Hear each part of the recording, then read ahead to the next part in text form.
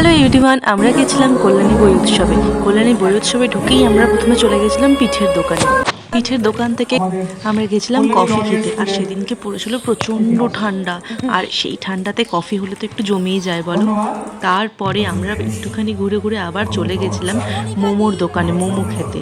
তো ওয়াও, মোমো তো আমার ফেভারিট, তোমরা সবাই জানো।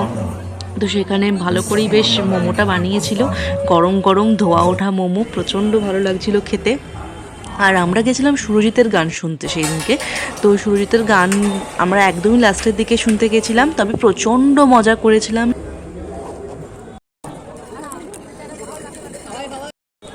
তারপরে আমরা নিয়ে নিয়েছিলাম পাঁপড়।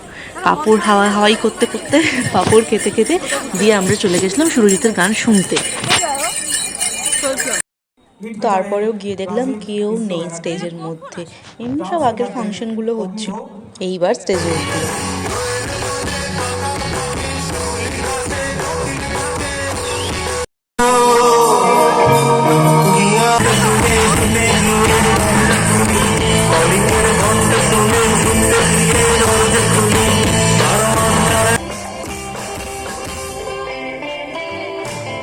গান শুনতে শুনতে বিরাট ডান্স করে গা হাত পা ব্যথা করে চলে এলাম। চলো টাটা বাই।